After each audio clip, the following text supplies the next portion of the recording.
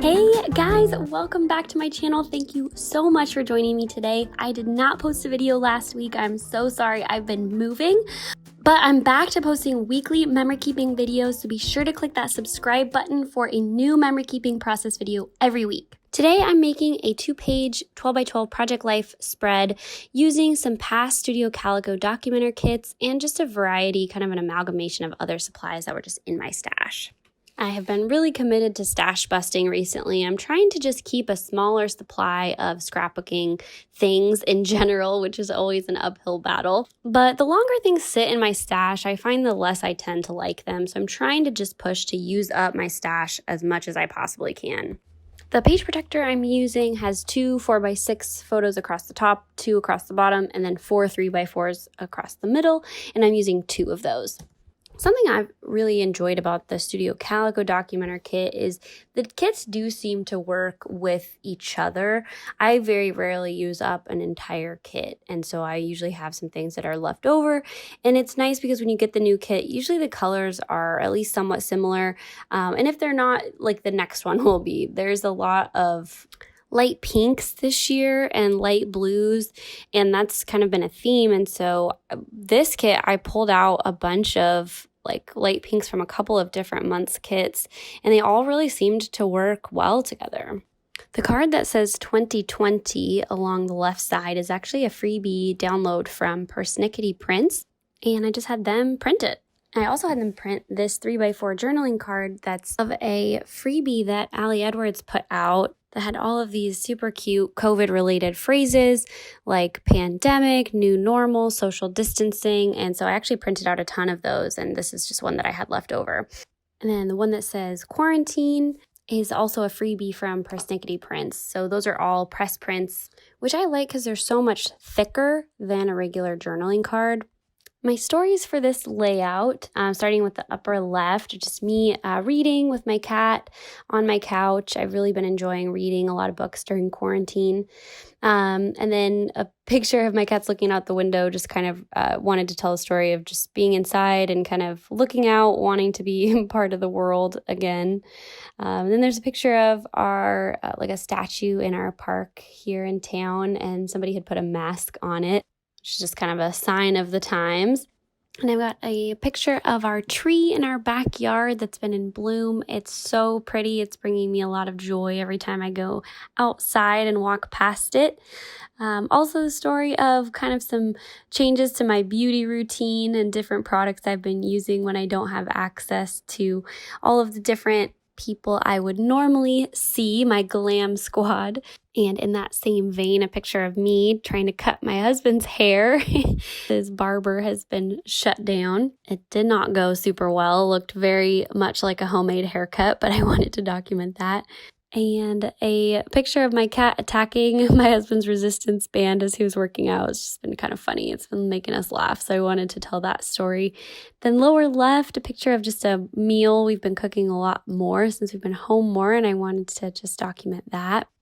And then a lot of journaling space because I knew I just needed a lot of room to tell all these little stories. So I cut up this journaling card and am adhering it to all the different photos, not so much for the journaling space, but more just for visual continuity. I come from a background of traditional scrapbooking, and so sometimes with Project Life, I struggle to create that visual continuity. Obviously, the journaling cards within a set help with that, but another thing that can tie it all together is just a repeated visual element, like a label that you use over and over. And a lot of times I'll create the look of a label by just cutting up a journaling card like this. And another thing that can help with visual continuity is if you have a picture, like for example, the flower photo, it was really bright and kind of stood out a little too much when it was a full 3x4 photo. So by cutting it down and sticking it onto a journaling card, it makes it blend in a little bit more.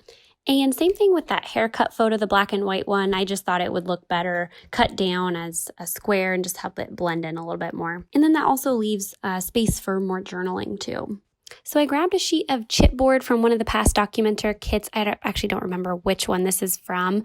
I don't use a ton of chipboard in my layouts because they can often be a little clunky. I do like them. I just use them sparingly. So I liked a couple of these stickers, and I wanted to stamp around them. So I was looking for a couple of different stamps, just kind of went to my collection So I grabbed two. One is the Seasons set from Ali Edwards, and the other is a little stamp set from Studio Calico that came in one of the kits. That little stamp that says "Love This" I thought was so cute, and it fit perfectly on that little label on the edge of the photos. So I stamped that on, and then I also really liked from the Season stamp set from Ali Edwards the sentiment that says "Adore this season." And I wanted to stamp it a couple of different places.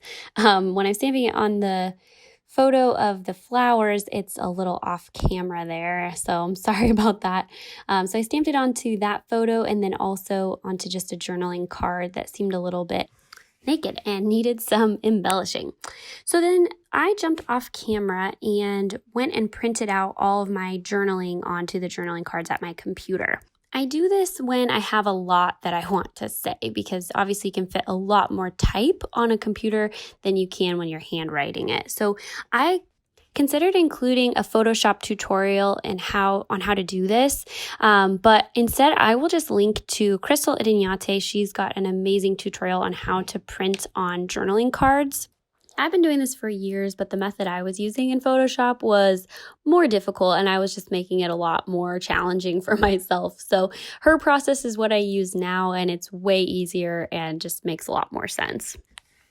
So I grabbed the Love stamp set from Ali Edwards, which I use a ton in a ton of my layouts. So I stamped it straight at the bottom of that journaling card and then bent it around the chipboard circle. And I just put it on my stamp block so I could measure the curve of the circle. And stuck the chipboard down, and then I really liked this stamp that says Happy Note. It just fits perfectly on those little labels. So I stamped it a couple more times, and then I realized I was getting a little too stamp happy, which is a very common problem that I have. So I realized it was there were too many stamps. So I told myself I needed to just stop. So I told you I was stash busting. I found some wood veneer stickers from American Crafts that have probably been in my stash for like 4 years. So I was super glad to be able to use it up, and it kind of worked on that journal card with the hearts on it. It just seemed a little empty, like it needed something else. So it ended up being a good little title card for this layout.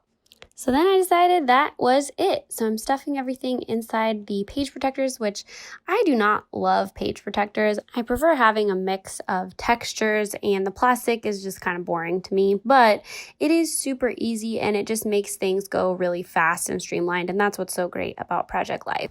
So that is it. I hope you enjoyed this video. If you did, please give it a thumbs up and consider subscribing for weekly memory keeping process videos. Thank you so much for joining me, and I'll see you next time.